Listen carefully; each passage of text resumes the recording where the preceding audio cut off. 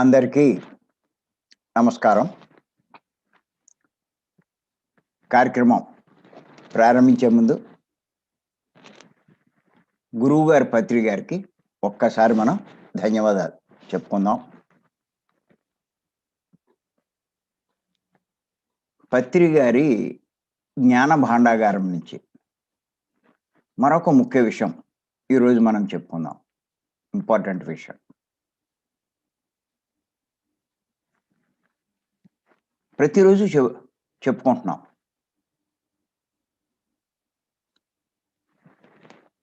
ఇవన్నీ కూడా ఒక్కసారితో వదిలేసేవి కావు. ఆయన నోటమ్మట వెలువడినటువంటి ప్రతిదీ చాలా చాలా ఇంపార్టెంట్. ఎన్ని విషయాలు అంటే ఆశ్చర్యం కలుగుతూ ఉంటుంది. అన్ని విషయాలు ఆయన మనకు బోధిస్తున్నారు. అంచేత అవి తెలుసుకునే ప్రయత్నం చేద్దాం. ఆయన చెప్పినటువంటి మరి ఒక ముఖ్యమైన పాయింట్ ఏంటంటే,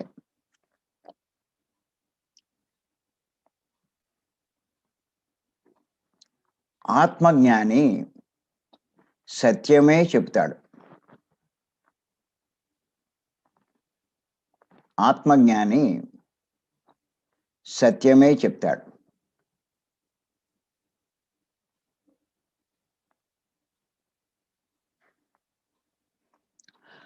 అజ్ఞాని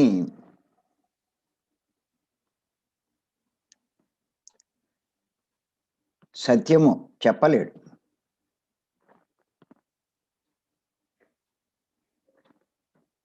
కారణం సత్యం మీద అవగాహన లేదు, సత్యం తెలీదు. ఎలా చెప్తాడు?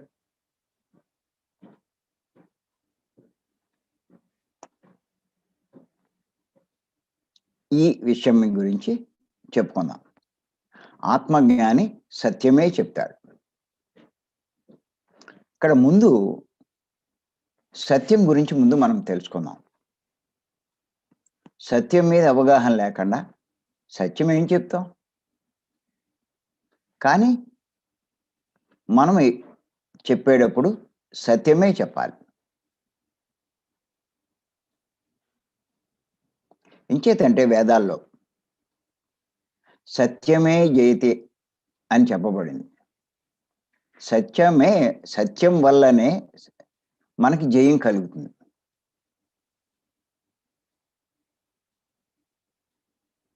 అంతేకాదు, ఇంకా ఏం చెప్పబడిందంటే సత్యం వద ధర్మం చర అని. సత్యం వద అంటే సత్యాన్ని వచించాలి, ధర్మం చర అంటే ధర్మాన్ని ఆచరించాలి. అంటే సత్యాన్నే చెప్పాలి, ధర్మాన్ని ఆచరించాలి. సృష్టిలో ఉన్నటువంటి సత్యాన్ని చెప్పడము, సృష్టి ధర్మాలైనటువంటి ఆ ధర్మాన్ని ఆచరించడం, ఈ రెండు చాలా ముఖ్యం ప్రతి ఒక్కళ్ళకి. చేత చాలా సీరియస్గా తీసుకోవాలి, ఆషామాషి కాదు. ఏదో తేలికైన విషయం అన్నట్టుగా మాట్లాడకూడదు. ఎంత మనం సీరియస్గా తీసుకుంటామో మన జీవితము భవిష్యత్తు అంత బాగుంటాయి. ఇటువంటివన్నీ ఏమీ పట్టించుకోకుండా, ఏమీ ఆచరించకుండా, నాకు బాగోలేదండి, ఆ కష్టం వచ్చిందండి, ఈ ఇబ్బంది అండి, అదండి, ఇదండి అని ఎన్ని చెప్తే మటుకు ఏంటి ఉపయోగం? ఎన్నిట్లోంచి బయటపడితే మటుకు ఏంటి ప్రయోజనం? అంచేత తెలుసుకోవాలి. ఇవన్నీ ఎన్నో ఉన్నాయి తెలుసుకోవాల్సింది. అనంతమైన సృష్టి, అనంతమైన జ్ఞానం. మనం ఎంత తెలుసుకుంటున్నాం? మనకు ఎంత తెలుసు? ఇసుక రేణువంత, ఎడారిలో ఇసుక రేణువంత జ్ఞానం కూడా మన దగ్గర లేదు. సముద్రంలో నీటి బొట్టంత అది కూడా మనకి లేదు. అంచేత చాలా శ్రద్ధ పెట్టి వీటి మీద దృష్టి పెట్టి నేర్చుకోవడానికి ప్రయత్నించాలి. ఊరికే సరదాగా జీవించడం కాదు. బాగోలేదు అంటే ఎలాగా? ఊరికే బాగోలేదని అంటాం కానీ, మరి దానికి తగ్గ కృషి చేస్తున్నామా? అంచేత ఇయన్నీ తెలుసుకోవాలి. అంచేత ఏమిటి అంటే, సత్యం గురించి మనం తెలుసుకునే ప్రయత్నం చేద్దాం. పత్రి గారు చెప్తూ ఉంటారు. సృష్టిలో 3 రకాల సత్యాలున్నాయంటారాయన.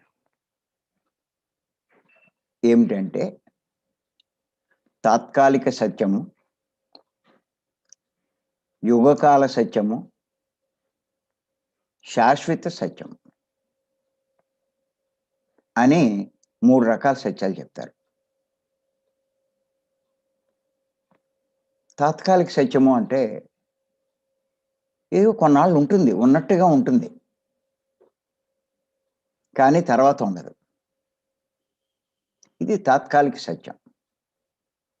ఇప్పుడు మనం చూస్తున్నాం. మనం చూసేవి, కనిపించేవి ఇవన్నీ కూడా తాత్కాలిక సత్యాలే. మానవులంతా పుడుతున్నారు, ఉంటున్నారు, పెరుగుతున్నారు, వృద్ధి అవుతున్నారు, మార్పు చెందుతున్నారు, చివరికి నశించిపోతున్నారు.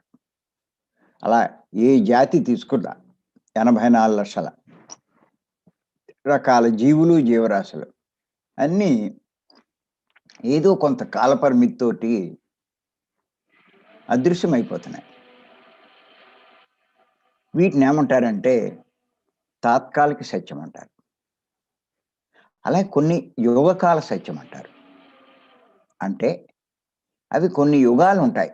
ఈ సూర్యుడు, చంద్రుడు, ఈ లోకాలు, నక్షత్రాలు ఎప్పుడో అప్పుడు ఇవి కూడా అదృశ్యమైపోయేవే. మనం అనుకుంటాం, మనం ఉన్నంత కాలం ఇవి ఉన్నాయి. మనం పుట్టకముందు అయి ఉన్నాయి. అంచేత అవి శాశ్వతం అనుకుంటాం. కానీ అవి కూడా కొంతకాలానికి అదృశ్యమైపోయేవే. ఆ! సృష్టిలో లయమైపోయేవే. అంచేత యుగాంతం. యుగాంతం వేరు, సృష్టి అంతం వేరు. ఒక యుగం మారుతూ ఉంటుంది. యుగాంతము అంటే. సృష్టి అంతం. అప్పుడు అన్నీ అదృశ్యమైపోతాయి. మళ్ళా ఆ సృష్టికర్త యొక్క నిర్ణయంతో మళ్ళా ఆయన నుంచే ఇయన్నీ మళ్ళా బయటకొస్తూ ఉంటాయి. సృష్టి ఆరంభం అది. అంచేత ఇవన్నీ యుగకాలాలు. కొన్ని యుగాలుంటాయి ఇయన్నీ. అంచేత వీటన్నిటిని యుగకాల సత్యము అంటారు. ఎన్నిటికి మించి శాశ్వత సత్యం ఉంటుంది.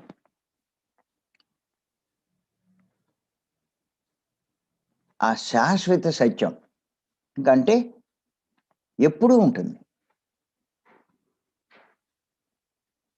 ఇంకా ఆ సత్యానికి ఏ మార్పు ఉండదు. అందుకే సత్యము అంటే ఈ శాశ్వత సత్యం. నిత్యమైనది అంటారు. నిత్యమైనది అంటే ఎప్పుడూ ఉండేది. ఎప్పుడూ ఉండేది అంటే మార్పు చెందనిది. మార్పు చెందనిది అంటే కాలము మారినా, యుగాలు మారినా మారందే అది. అలాంటిదేది అంటే ఒక్కటే ఒక్కటి.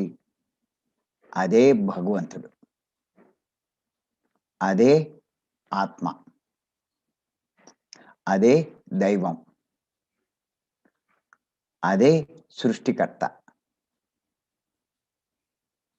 ఆ సృష్టికర్తే, ఆ భగవంతుడే, ఆ దైవమే శాశ్వత సత్యం. ఆ ఆత్మే శాశ్వత సత్యం.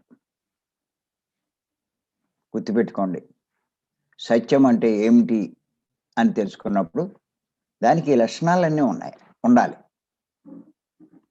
నిత్యమై ఉండాలి. శాశ్వతమై ఉండాలి. మార్పులు చెందకుండా ఉండాలి. కాలము మారినా, యుగాలు మారినా మారకుండా ఉండాలి. అలాంటిది శాశ్వత సత్యం.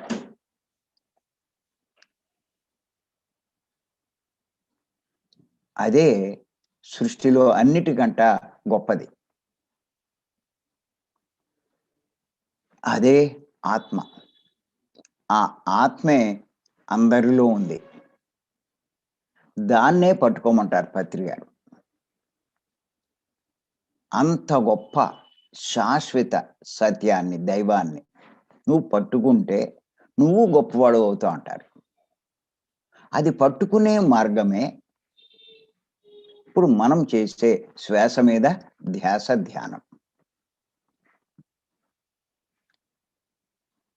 ఆత్మను ఆశ్రయించే మార్గమే శ్వాస మీద ధ్యాస, ధ్యానం. మీరు చూడండి, మనం మానవుడు అంటే శరీరము, మనస్సు, ఆత్మ అంటే సత్యం, శాశ్వత సత్యం, మార్పు లేనిది. మనసు శరీరంతో పాటు వస్తుంది, పోతుంది. శరీరం కొన్నాళ్ళు ఉంటుంది, తర్వాత అదృశ్యమైపోతుంది. శాశ్వత సత్యం ఆత్మ. సామాన్యమైన విషయం కాదు. మనం ఏం చేస్తున్నామంటే ఈ ధ్యానం చేసేటప్పుడు కళ్ళు మూసుకుంటున్నాం. కళ్ళు మూసుకున్నప్పుడు మనకు ఆలోచనలు వస్తాయి. ఆలోచనలు వచ్చినప్పుడు కట్ చేసి ఏం చేస్తున్నాం? శ్వాస మీద పెడుతున్నాం. ఇలా చేస్తే మెల్లిమెల్లిగా ఆలోచనలు తగ్గుతాయి. ఎప్పుడైతే కళ్ళు మూస్తామో ఇంకా దేహస్థితి ఉండదు. తర్వాత ఆలోచనలు వచ్చినప్పుడు శ్వాస మీద ధ్యాస పెట్టినప్పుడు ఈ ఆలోచనలు కూడా ఆగిపోతాయి. ఇంకా మనసు ఉండదు. ఇంకుండేది సత్యం. కానీ ఇప్పుడు చాలామంది ఏం చేస్తున్నారంటే గైడింగ్ మెడిటేషన్ అని ఇక్కడ అయిపోతున్నారు. మనసు దగ్గర అయిపోతున్నారు. మనసుతో ఉండిపోతున్నారు. ఇది దాటట్లా. ఇది దాటి సత్యాన్ని పట్టుకోవడానికి ప్రయత్నం చేయట్లా. భగవంతుని చేరుకోవడానికి ప్రయత్నం చేయట్లా. భగవస్థితి పొందడానికి ప్రయత్నం చేయట్లా.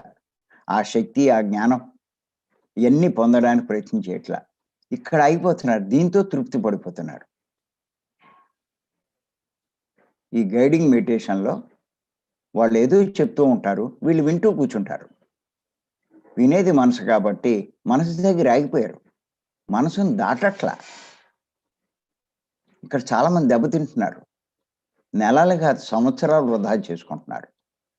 కానీ ఎవరైతే ఇలా సైలెన్స్ మెడిటేషన్‌లో వస్తారో, పత్రి గారు చెప్పినటువంటి శ్వాస మీద ధ్యాస పట్టుకుంటారో, వాళ్ళు ఇది కూడా దాటుతారు. ఆ ప్రయత్నమే ఇప్పుడు మనం చేస్తున్నాం ప్రతిరోజు. ఖచ్చితంగా సాధిస్తాం. గొప్ప స్థితి సంపాదిస్తాం. గొప్ప మార్పులు తెచ్చుకుంటాం. జీవితాన్ని ఎంతో ధన్యం చేసుకుంటాం. అది. అందుకోసమే భీమవరం, భీమవరం అనేది కారణం అది. ఈ మనోస్థితి దాటడానికి. ఈ సత్యాన్ని ఆచరించాలి. వాడు ఎంత మార్పైనా వస్తుంది, ఎంత గొప్పవాడైనా అవుతాడు. అంచేత ఇది మనం తెలుసుకోవాలి. సరే, సత్యం అంటే తెలుసుకున్నాం. మరొక్కసారి చెప్తున్నా. నిత్యమైనదే సత్యం. శాశ్వతమైనదే సత్యం. ఎల్లప్పుడూ ఉండేదే సత్యం. మార్పు చెందనిదే సత్యం. మారనిదే సత్యం. ఈ లక్షణాలన్నీ ఉండాలి. దేనికి ఈ లక్షణాలు లేవో మరి అందుకే యోగకాల సత్యం మనకేమనుకనిపిస్తాం? ఆ సూర్యుడు, ఆ చంద్రుడు, ఆ నక్షత్రాలు అవన్నీ ఉంటున్నాయి కదా అండి అంటారు. అవన్నీ వీళ్ళకున్న జ్ఞాన పరిధిలో అంత మటుకే తెలుసుకున్నారు. వీళ్ళ జ్ఞాన పరిధి పెరిగితే అవి కొన్ని యుగాలు ఉంటాయి అంతే తప్ప అవి శాశ్వత సత్యం కాదు. ఆత్మ ఒక్కటే. అది పుట్టలేదు, పెరగాలేదు. ఇవన్నీ ఈ లోకాలన్నీ ఆ ఆత్మ నుంచి ఉద్భవించినవే. ఈ సూర్యుడు, చంద్రుడు. అందుకే ఆత్మని కోటి సూర్యులతో పోలుస్తారు. ఒక సూర్యకాంతికే మనం ఎంత ఇదవుతున్నామే, అలాంటి సూర్యులు కోటి సూర్యుల యొక్క కాంతి కూడా, ఆ కాంతి కూడా ఆత్మకి సరిపోదు. అంత గొప్ప కాంతి. అంచేత ఏంటి అంటే, ఇది మనం తెలుసుకోవాలి. ఇక్కడ ఏమిటి అంటే, మనం పత్రి గారు మనకు చెప్పినటువంటి విషయం ఏంటంటే, ఆత్మజ్ఞాని సత్యమే చెప్తాడు అన్నది చెప్పారు. సహజంగా లోకంలో ఏం జరుగుతుందంటే, చాలామంది నిజం చెప్తూ నేను సత్యం చెప్పానంటారు. నిజం మాట్లాడతారు, నేను సత్యం చెప్పానంటారు. మొన్న ఒక క్లాసులో ఇలాగే వచ్చింది. కానీ నిజం వేరు, సత్యం వేరు. అలాగే అబద్ధం వేరు, అసత్యం వేరు. ఈ తేడాలు తెలుసుకోవాలి మనం. అసమాషి కాదు. ముందు మనం ఈ నిజము, సత్యము ఈ తేడా తెలుసుకుందాం. నిజము అంటే కాలానుగుణంగా మారేది, మార్పు చెందేది. దాన్ని నిజము అంటారు. కాలానుగుణంగా మారేది, మార్పు చెందేది, అది నిజం. అంటే నిజం మారుతూ ఉంటుంది. కాలము మారినా, యుగాలు మారినా మారనిది, మార్పు చెందనిది సత్యం. మీకు కొన్ని ఎగ్జాంపుల్ చెప్తాను, మీకు బాగా అర్థం. ఇప్పుడు మన శ్రీనివాసులు గారు, వారి వయసు ఓ 45, 50 అనుకుందాం.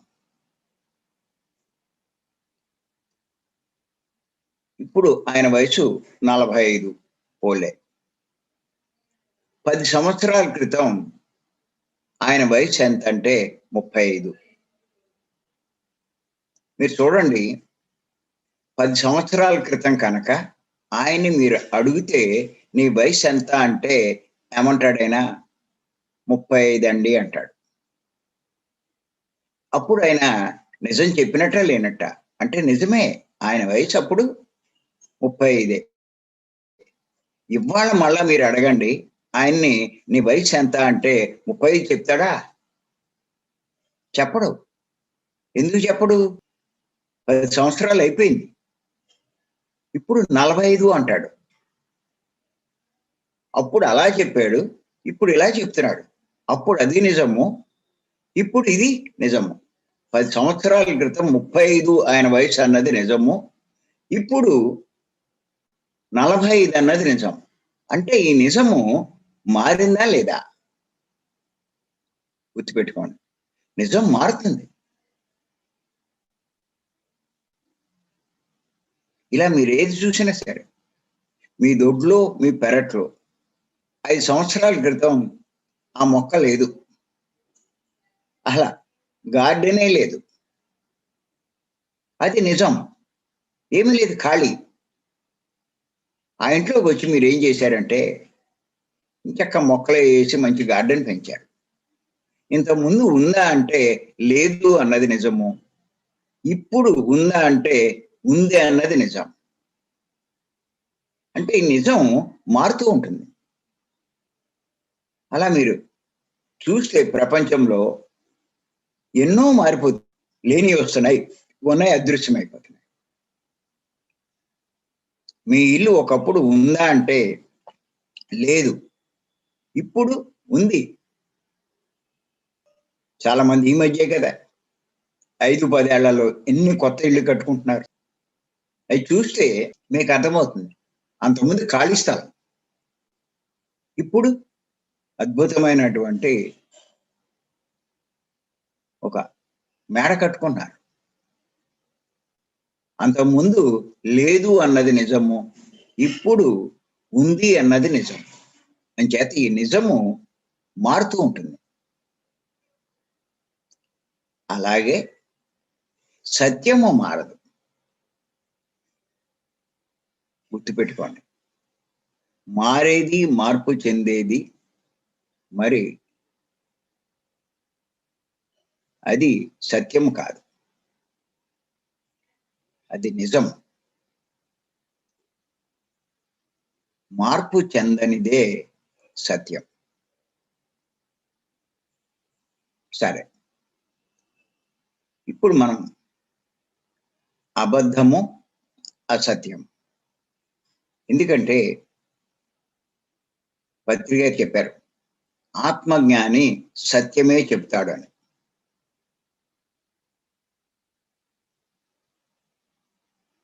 అంచేత దాని గురించి కొంచెం తెలుసుకుందాం. సత్యం చెప్పడం అంటే ఏంటి అన్నది ముందు మనకు అర్థం కావాలి. చాలా మంది నిజం చెప్తూ సత్యం చెప్పానుకుంటారు. అంచేత ముందు మనం అబద్ధము, అసత్యం అన్నదానికి తేడా తెలుసుకుందాం. అబద్ధము అంటే ప్రపంచానికి సంబంధించిన విషయాలకు సంబంధించింది. ప్రాపంచిక విషయాలకు సంబంధించిన దాన్ని అబద్ధము అంటాం. అసత్యము అంటే భగవంతునికి సంబంధించిన దాని విషయాలకు సంబంధించింది. భగవంతునికి సంబంధించిన దాన్ని అసత్యం అంటాం.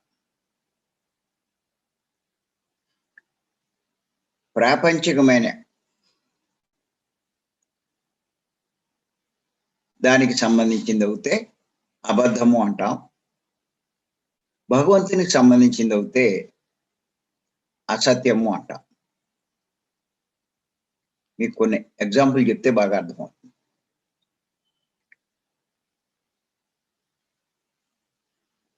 అబద్ధము అంటే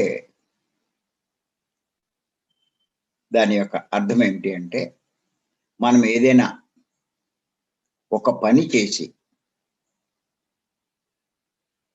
ఒక విషయం మాట్లాడి ఒక హామీ ఇచ్చి ఒక వ్యవహారం జరిపి దానికి బద్ధుడై ఉండకపోతే అబద్ధమాడావు అంటాం.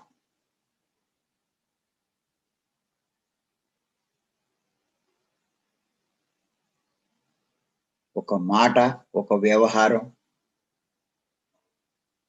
ఏదైనా సరే, ఒక హామీ యాగ దానికి బద్ధుడై ఉండకపోతే అబద్ధం ఆడుతున్నవారు అంటారు.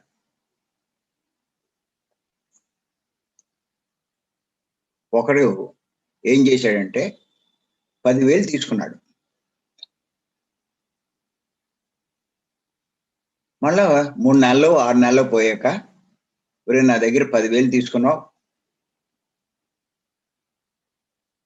మరి ఎప్పుడు ఇస్తావురా అంటాడు. అంటే ఆడేమన్నాడంటే నువ్వెప్పుడు ఇచ్చావురా అంటాడు. వెంటనే ఏమంటామంటే ఊరిని ఎంత అబద్ధం ఆడుతున్నావురా అంటాడు. అప్పుడు వాడికి ఏదో గుర్తు చేయడానికి కూడా ప్రయత్నం చేస్తాం. అబ్బే నాకెక్కడా లేదంటాడు. ఒరే నువ్వు పచ్చి అబద్ధం ఆడుతున్నావురా అని చెప్పి వాడి మీద దెబ్బలాడగాన్ని వెళ్తూ ఉంటాం. ఇంకేత తీసుకున్నాడు వాడు.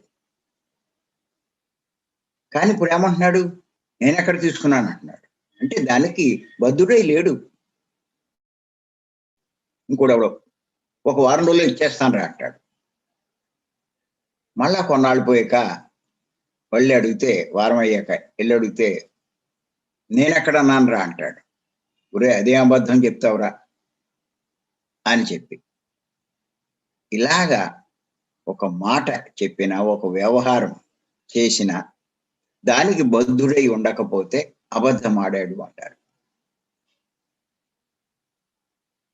అలాగే భగవంతుని విషయంలో చెప్పేదాన్ని అసత్యము అంటారు.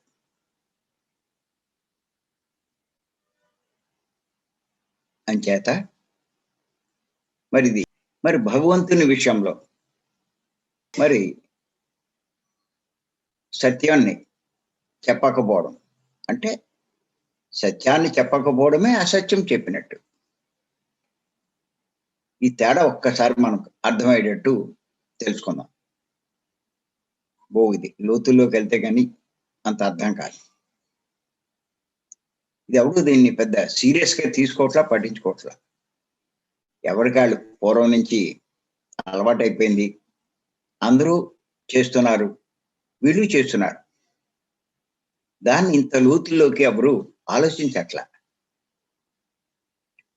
సత్యం అంటే ఏంటో తెలీదు, సత్యం ఎలా పలుకుతారు వాళ్ళు?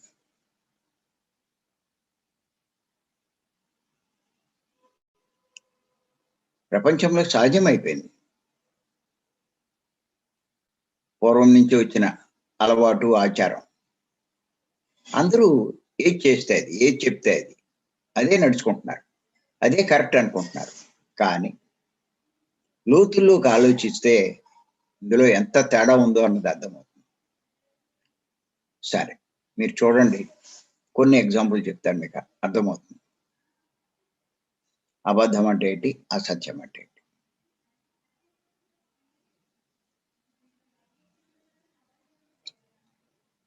వాడు ఒక ఆలయానికి వెళ్ళాడు.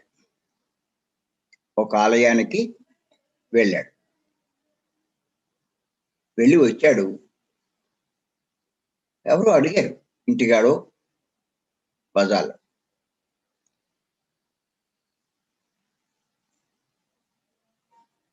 వాళ్ళకి తెలిసింది వీడు వెళ్ళాడని. వచ్చాక అడిగారు, ఎక్కడికి వెళ్ళేవరా అంటే, నేను ఎక్కడికి వెళ్ళలేదంటాడు. వెళ్ళొచ్చాడు, ఎక్కడికి వెళ్ళలేదా? నువ్వు గుడికి వెళ్ళావని చెప్పి తెలిసింది. వాడెవడో చెప్పాడంటే వెళ్ళలేదన్నాడు. వెళ్ళలేదు అంటే అక్కడ వాడు అబద్ధం చెప్పినట్టు. వాడు ఏం చేశాడంటే, నేను దేవాలయానికి వెళ్ళాను అన్నాడు. నేను దేవాలయానికి వెళ్ళొచ్చు అన్నాడు. కానీ ఇక్కడ వాడు అసత్యం చెప్పినట్టు. గుర్తుపెట్టుకో,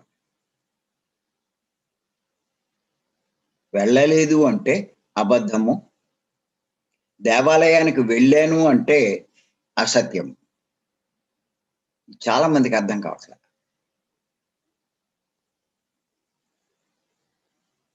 అసత్యం మాట్లాడాడు అక్కడ. కారణం ఏంటి అంటే, ముందు అసలు దేవాలయం అంటే ఏంటో తెలుసుకోవాలి.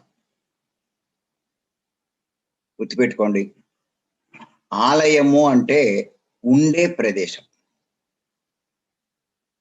ఆలయము అంటే ఉండే ప్రదేశం. మీరు చూడండి, హిమాలయము అంటాం, హిమాలయాలు. హిమము అంటే మంచు. మంచు ఉండే ప్రదేశాన్ని హిమాలయము అంటారు, హిమాలయాలు. అలాగే ఉండే ప్రదేశాన్ని గ్రంథాలయం అంటారు. విద్యను బోధించే, విద్య ఉండేటువంటి ప్రదేశాన్ని విద్యాలయం అంటారు.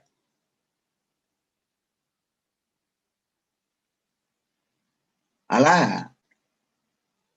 ఉండే ప్రదేశాన్ని, అలాగే దేవుడు ఉండే ప్రదేశాన్ని దేవాలయం అంటారు. మరి కొంచెం ఆలోచించండి, దేవుడెవరు? దేవుడెవరు అంటే ఆత్మే దేవుడు. ఇది చాలా మందికి తెలియదు, చాలా కొద్ది మందికే తెలుసు. ఆత్మే దేవుడు అని సంగతి. అందరి దృష్టిలోనూ విగ్రహమే దేవుడు. అదే పూర్వం నుంచి ఆచారంగా అది వచ్చి అదే తెలుసుకున్నారు. అంచేత విగ్రహమే దేవుడు అనేటువంటి ఉద్దేశంతో ఉంటారు. కానీ సత్యం ఏంటి అంటే ఆత్మే దేవుడు. సత్యం గురించి తెలుసుకున్నాం కదా. అంచేత మరి వీరు ఏమంటున్నారు అంటే, నేను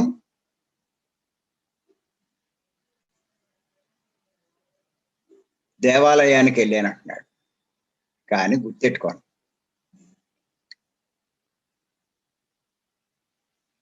నిజమైన దేవుడు అంటే ఎవరు అంటే ఆత్మ. మరి ఆత్మ ఎక్కడుంది? ప్రతి ఒక్కరి శరీరంలో ఉంది. అంటే ఈ శరీరమే నిజమైన దేవాలయం. నువ్వు శరీరంలోకి వెళ్తే దేవాలయానికి వెళ్ళినట్టు. కానీ నువ్వెక్కడికి వెళ్ళావు? నువ్వు విగ్రహం ఉన్న ప్రదేశానికి వెళ్ళావు. అంచేత అదేంటి? విగ్రహాలయం. అంచేత అక్కడ దేవుడు లేడు, విగ్రహం ఉంది. అంచేత అది విగ్రహాలయం. వాడు నేను విగ్రహాలయానికి వెళ్ళాను అంటే వాడు కరెక్ట్గా మాట్లాడినట్టు.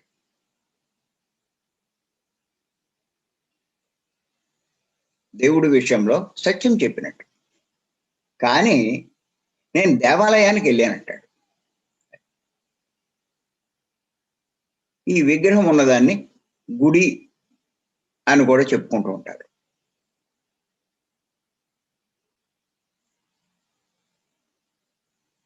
గుళ్ళోకి వెళ్ళొచ్చాను, అది వేరు. కానీ దేవాలయానికి వెళ్ళాను అంటే మటుకు అక్కడ అసత్యం చెప్పినట్టే. అలాగే అందుకే కదా శంకరాచార్య వారు చెప్పారు, దేహో దేవాలయో ప్రోక్త జీవో దేవో సనాతన అన్నారు. అంటే ఈ దేహమే దేవాలయం, ఈ దేహంలో ఉన్న ఆ జీవుడే, ఆ ఆత్మే దేవుడు అని చెప్పారు. శంకరాచార్యులు ఉత్తినే చెప్తారా? అంచేత ఎవరైతే దేహంలోకి వెళ్తారో వాళ్ళు దేవాలయానికి వెళ్ళినట్టు. అంటే ఎవరైతే ధ్యానం చేస్తారో ఖచ్చితంగా వాడు దేవాలయానికి వెళ్ళినట్టు. మీరు ఆ గుళ్ళోకే వెళ్ళి అక్కడే కూర్చుని ఒక అరగంట గంట ధ్యానం చేసి వచ్చారు, మీరు దేవాలయానికి వెళ్ళి వచ్చినట్టే లెక్క. మీరు ఎక్కడికి వెళ్ళినా ఈ శరీరంలోకి వెళ్ళి అంటే ధ్యానం చేస్తే మీరు దేవాలయానికి వెళ్ళినట్టే. అది సత్యం. అంతేకాని మీరు విగ్రహాలయానికి వెళ్ళి అంటే గుడికి వెళ్ళి నేను దేవాలయానికి వెళ్ళాను అంటే మీరు అసత్యం చెప్తున్నట్టే. అలాగే మీరు అక్కడ అభిషేకం చేయించారు, ఏమంటారు? దేవుడికి అభిషేకం చేయించానంటారు. నిజంగా దేవుడికి అభిషేకం చేయించారా అంటే అక్కడ విగ్రహానికి చేశారు, కానీ దేవుడికి ఎక్కడ చేశారు? అంచేత అక్కడ అది అసత్యమే, విగ్రహ అభిషేకం. అది దేవునికి అభిషేకం కాదు. ఇది చాలా మందికి అర్థం కాకపోవచ్చు, అదేంటి అని. కానీ మీకు సత్యం తెలిస్తే ఇది అర్థమవుతుంది. మీకు సత్యం అన్నది అర్థం కాకపోతే, సత్యమే దేవుడు అన్న సంగతి తెలియకపోతే, ఆత్మే దేవుడు అన్నది మీకు తెలియకపోతే మీకు ఇది అర్థం కాదు. మరి మీరు చూడండి, భగవద్గీతలో 10వ అధ్యాయంలో 20వ శ్లోకం. అర్జునుడు కృష్ణుని అడిగాడు, నువ్వెవరని. అప్పుడు చెప్పాడు, అహం ఆత్మ గుడాకేశ సర్వభూతాశయ స్థిత అన్నాడు. అహమాదిత్య మధ్యంచ భూతానాం అంతమేవచ అని. అర్జున, నేను ఆత్మను అన్నాడు. ఎక్కడుంటాను? సమస్త భూతాల్లో, సమస్త సర్వజీవులు 84 లక్షలు మానవుడితో సహా అన్నిట్లో నేను ఉన్నాను అన్నాడు. ఏ రకంగా? ఆత్మరూపం. అంచేత ఆత్మే భగవంతుడని స్పష్టంగా 10వ అధ్యాయంలో 20వ శ్లోకంలో శ్రీకృష్ణ భగవానుడే చెప్పడం జరిగింది. ఎక్కడా నేను విగ్రహాన్ని కానీ, నేను బొమ్మనని కానీ, ఫోటో అని కానీ భగవద్గీతలో ఎక్కడా ఉదాహరించలేదు. కావుంటే చూసుకోండి మీరు. నేను ఆత్మనని ఆయన నోటితో ఆయన స్పష్టంగా చెప్పాడు ఆయన. అంచేత ఆత్మే దైవం. ఎక్కడుంది? ప్రతి ఒక్కరిలో ఉంది, మనలో ఉంది. అంచేత ఎవరైతే ఈ శరీరంలోకి ప్రవేశిస్తారో, అంటే ధ్యానం చేస్తారో, శ్వాస మీద ధ్యాస ఉంచుతారో, వాళ్ళు దైవాన్ని ఆశ్రయించినట్టు.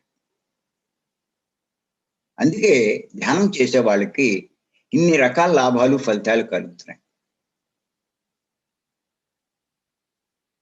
దైవాన్ని ఆశ్రయించకుండా ఫలితం ఎక్కడొస్తుంది? అందుకే కదా ఇంకో శ్లోకంలో కూడా ఏం చెప్పాడంటే ఆయన, అనన్య చింతయంతోమా యోజన పర్యుపాస్ తేషాం నిత్యాభియుక్తానం యోగక్షేమ వహామ్యం. నువ్వు అన్ని చింతలన్నీ వదిలేసి నన్నే ఆశ్రయించు, అంటే ఆత్మను ఆశ్రయించు. అన్ని ఆలోచనలు కట్టిపెట్టేయి, మనసు లేకుండా చేయి. మనసు లేకపోతే నన్నే ఆశ్రయించినట్టు, మనసు ఉంటే నన్ను కాదు ప్రపంచాన్ని ఆశ్రయించినట్టు. నువ్వు ధ్యానంలో కూర్చుని ఎవడో మాటలు చెప్తాడు కళ్ళు మూసుకుని, అది వస్తుందని ఊహించుకో, ఇది వస్తుందని ఊహించుకో అని ప్రపంచానికి సంబంధించిన అన్ని మనసుతో ఊహించుకుంటున్నాడు. మనసు ఉంది అక్కడ. అక్కడ దైవాన్ని ప్రపంచాన్ని ఆశ్రయించినట్టు, సృష్టిని ఆశ్రయించినట్టు. ఆ లోకాలు ఎవడో వస్తాడు, ఈ లోకాలు ఎవడో, అన్ని సృష్టిలో ఉన్నవే. అది దాటి వెళ్తే అప్పుడు నువ్వు ఆత్మనే, దైవాన్ని ఆశ్రయించినట్టు. అదే ధ్యానం, అదే కృష్ణ భగవాన్ చెప్తారు. అలా ఎవరైతే ఆశ్రయిస్తారు, అన్ని చింతలు వదిలేసి, ప్రపంచానికి సంబంధించిన చింతలన్నీ నన్నే ఆశ్రయిస్తారు, వారి యోగక్షేమాలు నేను చూసుకుంటా అన్నాడు. ఎంతలా చెప్పాడు చూడండి. అదే చెప్తున్నారు పత్రి గారు. విగ్రహారాధన కాదు, సత్యారాధన, ఆత్మారాధన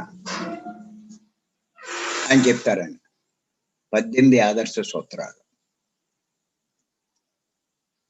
ఎందుకు చెప్తారంటే ఇదే, అక్కడ దైవం లేడని, దైవాన్ని వదిలేయమని కాదు, దైవాన్ని పట్టుకోమనే పత్రి గారు చెప్పేది. అసత్యాన్ని వదిలేసి సత్యాన్ని పట్టుకోమన్నారు. అప్పుడు నువ్వు అన్ని రకాల ఫలితాలు పొందుతావని పత్రి గారు స్పష్టంగా చెప్పడం. అంచేత ఇది బాగా గుర్తుపెట్టుకోవాలి. మనం విగ్రహానికి చేస్తూ అన్ని దైవానికి చేశామని అనుకుంటున్నాం, చేసినట్టుగా దైవానికి చేసినట్టుగా చెప్తున్నాం. అలా చెప్పేవన్నీ అసత్యాలే. కానీ ఆత్మజ్ఞాని, ఆత్మ గురించి తెలుసుకున్నవాడు, ఆ ఆత్మజ్ఞానం పొందినవాడు, ఆత్మజ్ఞానంలో పరాకాష్ఠకు చెందినవాడు, ఆ దైవం గురించి ఎంతో ముందుకు వెళ్ళినవాడు. అంచేత వాడు అసత్యం చెప్పడు, సత్యమే చెప్తాడు. ఇది మనం తెలుసుకోవాలి. దేవునికి పూజ చేశాను, దేవునికి ఏం చేశాడు? వీడు విగ్రహానికి చేశాడు. అలాగే చాలా మంది గుడికి వెళ్ళి ప్రసాదం తెస్తారు, అందరికీ పెడుతూ ఉంటాడు. దేవుడు ప్రసాదం, దేవుడు ప్రసాదం అంటారు. గుర్తుపెట్టుకోండి, అది అసత్యమే.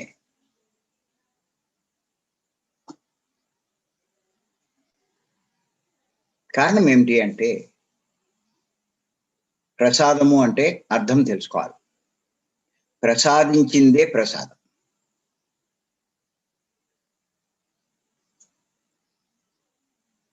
మరి అక్కడ ఎవరు ప్రసాదించారు? ఆ గుళ్ళో పూజారి ఇచ్చాడు, వాడేగా ఇచ్చింది. అక్కడ దేవుడు ఇచ్చాడా మీకు?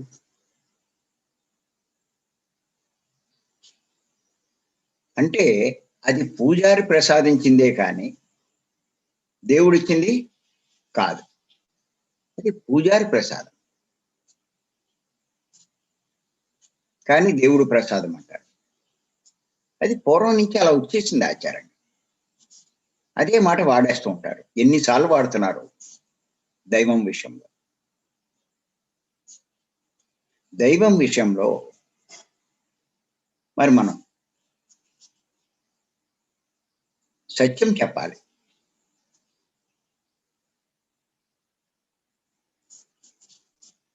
భగవద్గీతలోనే చెప్పడం జరిగిందని కృష్ణుల వారే. ఎంత గొప్ప ఆత్మనే నన్ను సామాన్య మానవుడుగా చూస్తున్నారు ఈ మూర్ఖులు అని చెప్పి. అంచేత ఆ దైవం గురించి ముందు తెలుసుకునే ప్రయత్నం చేయాలి ప్రతి ఒక్కళ్ళు. నేను అందుకే అదే చెప్తూ ఉంటాను. ముందు దైవం అంటే అందరికీ ఇష్టమే, ఎవరు ఇష్టపడినోడు ఎవరు లేరు. 99% ఇంకా ఎక్కువే ఉంటారు కూడా. దైవాన్ని నమ్మని వారు లేరు, దైవం అంటే ఇష్టపడిన వాడు లేరు, దైవం గొప్పవాడని అననవాడు ఉండడు. కానీ ఎంతసేపు ఆ దైవాన్ని మరి కోరికలకు ఉపయోగించుకుంటున్నారు. అది మనీ, ఇదే మనీ. కానీ ఆ దైవం గురించి తెలుసుకునే ప్రయత్నం ఎవరు చేయట్లే. దైవం గురించి తెలుసుకోకుండా మనం చేసే అన్ని వ్యర్థమవుతాయి. ముందు దైవం గురించి తెలుసుకోవాలి. నాకే అన్ని దైవం గురించి తెలుసున్నట్టు మాట్లాడతారు. కొంచెం ఆలోచించండి. నేను అందుకే చెప్తూ ఉంటాను, 4 విషయాలు తెలుసుకోమంటా. ముఖ్యంగా దైవం గురించి, నిజంగా దైవం మీద ఆసక్తి ఉన్నవాళ్ళు ఈ 4 విషయాలు తెలుసుకోవాలి. ఏమిటంటే 4, దేవుడు ఎవరు, దేవుడు ఎక్కడుంటాడు, దేవుడు ఏం చేస్తూ ఉంటాడు, ఆ దేవుణ్ణి ఎలా ఆశ్రయించాలి, ఆరాధించాలి. ఆశ్రయించడం అంటే ఆరాధించడం. ఈ 4 ఇంపార్టెంట్. దేవుడు అంటే ఇష్టం ఉన్న వాళ్ళు ముందు ఈ 4 ప్రశ్నలకి ఆన్సర్ తెలుసుకోవాలి. ఈ 4 ప్రశ్నలకి ఆన్సర్ మీకు భగవద్గీతలోనే ఉంది. ఇప్పుడు దేవుడు ఎవరు, ఎక్కడ ఉంటాడు, ఈ 2 ప్రశ్నలకి ఇప్పుడు నేను చెప్పిన 10వ అధ్యాయం 20 శ్లోకంలో ఉంది. 12వ అధ్యాయం 3-4 శ్లోకాల్లో ఆ దేవుణ్ణి ఆశ్రయించే విధానం స్పష్టంగా చెప్పబడింది. అదే ధ్యానం అనే సంగతి.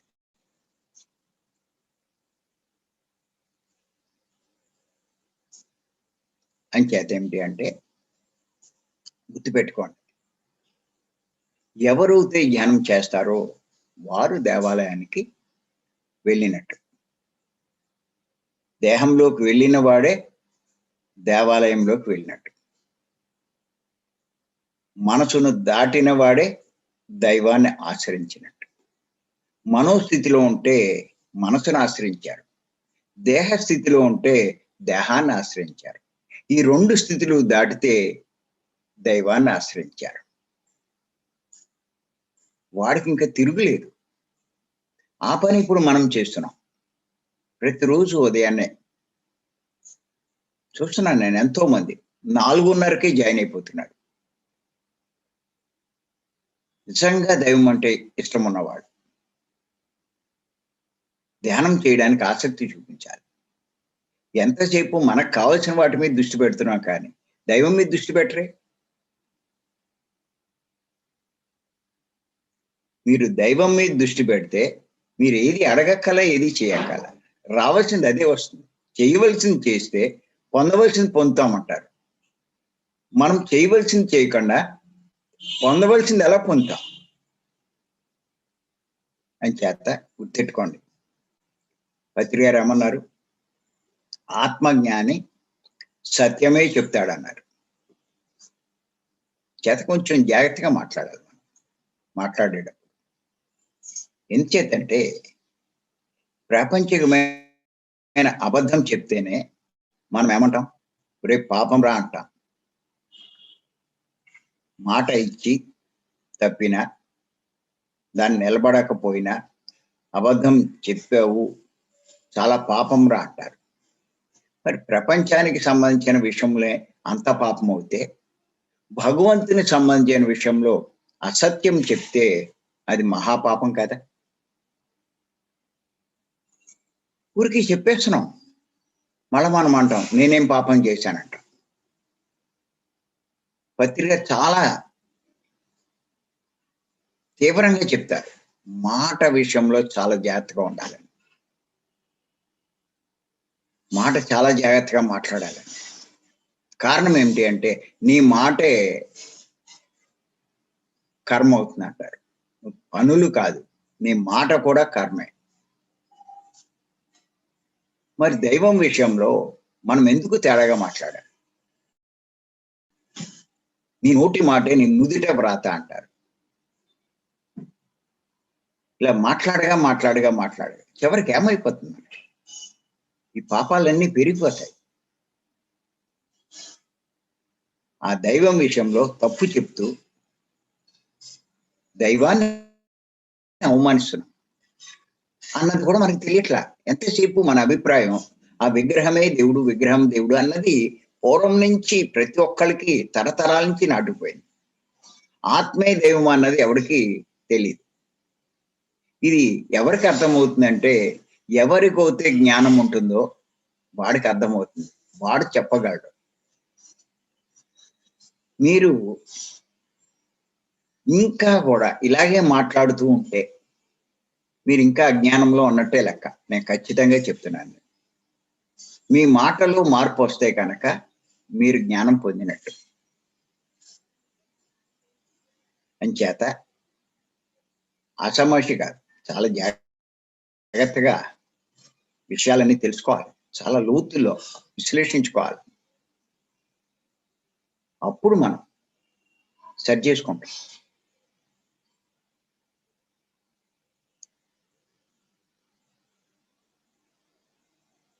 అందుకే చాలా మంది తిరుపతి లడ్డు పట్టుకొస్తారు. నేను అంటాను అందుకే తిరుపతి లడ్డు అంటారు. చాలా బాగుంటుందంట తిరుపతి లడ్డు. అంతేగాని వెంకటేశ్వర స్వామి ప్రసాదం, దేవుడు ప్రసాదం అన్నారు అంటే మీరు అసత్యం చెప్తున్నారు. కారణం ఏంటి అంటే అంత అవగాహన లేదు కదా. అసమర్షి కాదు. జ్ఞానం అంటే ఏంటి చెప్పాను కదా నేను. ప్రారంభ జన్మలు, మధ్యస్థ జన్మలు, చివరి జన్మలు. చివరి జన్మల్లోకి వచ్చిన వాళ్ళకే అంటే ఇంచుమించు 350, 400 జన్మల్లోకి వచ్చిన వాళ్ళకే ఈ విషయం తెలుస్తుంది. సత్యం గురించి అవగాహన చేసుకుంటారు. ఆత్మ గురించి వింటారు, తెలుసుకుంటారు, అర్థం చేసుకుంటూ ఉంటారు. ఇంక ఈ లోపల ఉండదు.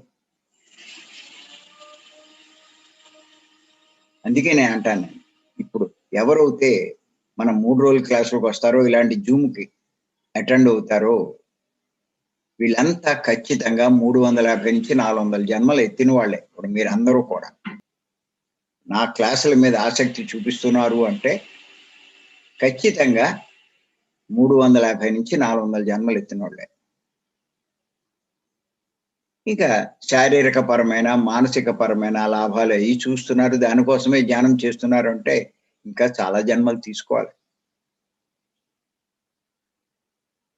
అది. అంచేత ఏమిటి అంటే ఈ ఎంత తెలుసుకుంటే మనం జీవితంలో అంత లాభం పొందుతాం.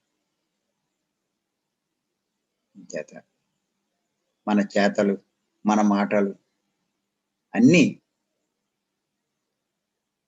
మరి సరిగ్గా ఉండేటట్టు మనం చూసుకోవాలి. ఎంత చూసుకుంటే మన భవిష్యత్తు అంత బాగుంటుంది. తెలియకుండా, తెలుసుకోకుండా మనం ఎలా పడితే అలా వాడేయకూడదు. సమాజం అంతా ఒక రకమైన పద్ధతిలో, ఆచారాల్లో, అలవాట్లో ఉండొచ్చు.